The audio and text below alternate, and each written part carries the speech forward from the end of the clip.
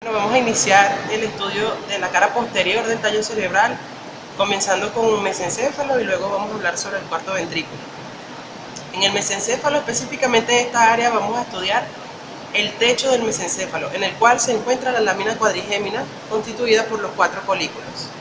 Entonces, señalado en amarillo, vamos a tener al colículo superior o tubérculo cuadrigémino. En este caso debe ser llamado anterior por la orientación del tallo cerebral. De verde vamos a tener al colículo inferior o tubérculo cuadrigémino posterior.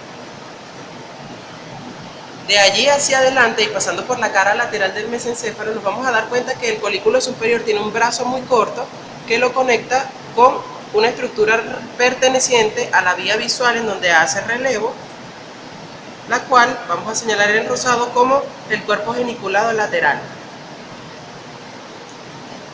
Mientras que el colículo inferior va a tener un brazo que denota ser un poco más largo y que se conecta también con su relevo a nivel talámico, señalado en fucsia como el cuerpo geniculado medial.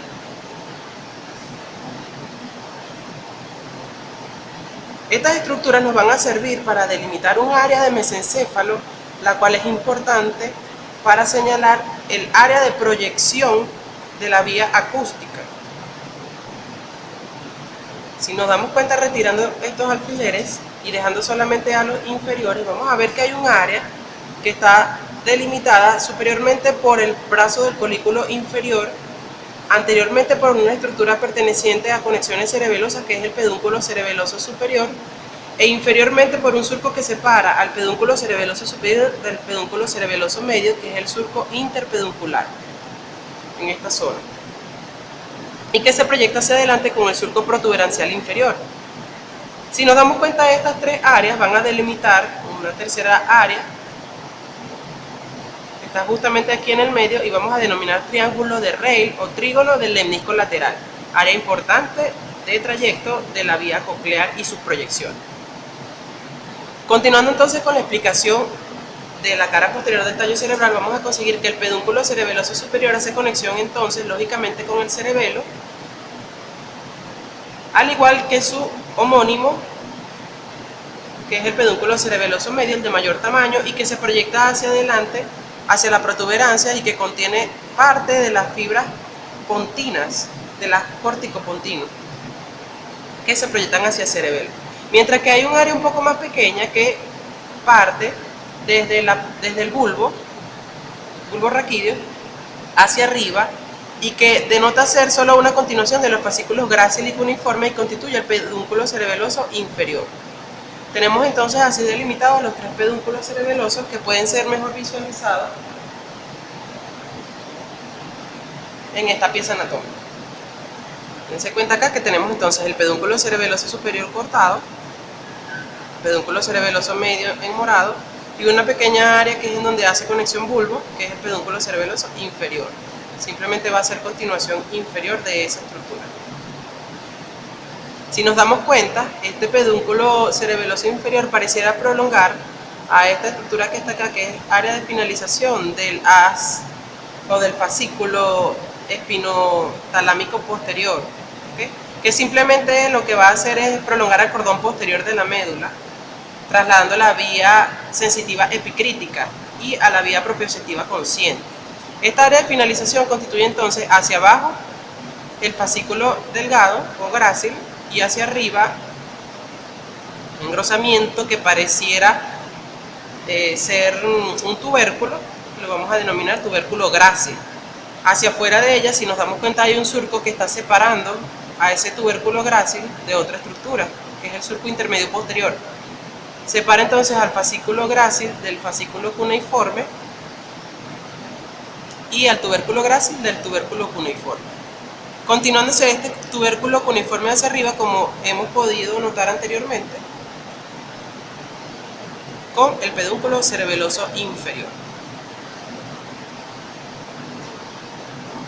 Vamos a estudiar entonces las estructuras correspondientes al cuarto ventrículo. Hay que recordar que el cuarto ventrículo se divide en 2 triángulos, un triángulo superior o protuberancial y un triángulo inferior o vulvar. Este triángulo es dividido por una estructura representativa también de la vía coclear y que denota la llegada de las fibras del nervio vestibulococlear posteriormente hacia los núcleos cocleares. Y específicamente el núcleo coclear dorsal o posterior es el que realiza entonces la proyección de esta área blanca que pareciera protruir a nivel del cuarto ventrículo. Esta área de levantamiento de la sustancia blanca la vamos a llamar estrías acústicas o estrías medulares. Divide entonces al triángulo superior del inferior. Además vamos a tener el límite lateral que ya lo hemos mencionado, lateral y superiormente sería el pedúnculo cerebeloso superior. En este triángulo vamos a estudiar primero que nada una eminencia bastante notoria, circular o esférica, que va a delimitar el área en donde debe ser proyectado anteriormente el núcleo del sexto par craneal y a través del cual hace el núcleo del séptimo par la rodilla, una de las rodillas o cruce del nervio facial a ese núcleo. Esta área que está señalada en blanco sería el colículo facial o eminencia teres. Hacia arriba parece prolongarse en una eminencia que es más delgada y que vamos a denominar eminencia media. Y lateralmente a esa eminencia media, un área que está oscurecida, es denominada por algunos autores área ferrogénica o locus cerúleo actualmente. Y si se dan cuenta, esa eminencia media en conjunto con el colículo del facial delimita la formación de un surco que vamos a llamar surco limitante. Se orienta entonces hacia abajo y luego hace una curva de concavidad interna para separar entonces al colículo facial de un área que en ocasiones es grisácea y que más o menos proyecta el área en donde deberían ubicarse los núcleos relacionados al trigémino, y es la fosita superior o fosita rostral, y esta delimita además por fuera al área vestibular. Tenemos entonces a las estructuras que deben ser descritas en el triángulo superior o protuberancial. Si nos vamos al triángulo inferior, en la pieza anterior que habíamos estudiado, nos damos cuenta además que al igual que en el triángulo superior también existe una depresión pequeña que está a este nivel y es denominada fosita inferior. Y a partir de esa fosita inferior se observa una depresión que continúa al surco limitante. Entonces, si iniciamos el estudio del surco limitante desde arriba en el surco protuberancial, vemos que desciende, realiza la curva de concavidad interna, vuelve a descender, se llega hasta la fosita rostralis y posteriormente se torna oblicuo hacia abajo y hacia adentro para delimitar a dos estructuras bastante importantes en relación a los núcleos de los pares craneales, que es hacia adentro de ese surco limitante el ala blanca interna o trígono del hipogloso, y hacia abajo y hacia afuera de ese surco limitante sería el ala gris o trígono del vago.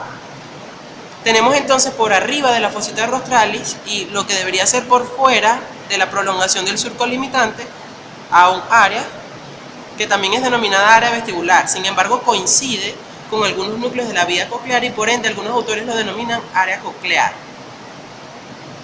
Finalizando el estudio de estas estructuras, hay que recordar que hay un estrechamiento en el vértice del triángulo vulvar que vamos a denominar óvex o cerrojo y señala parte de la decusación de la vía sensitiva.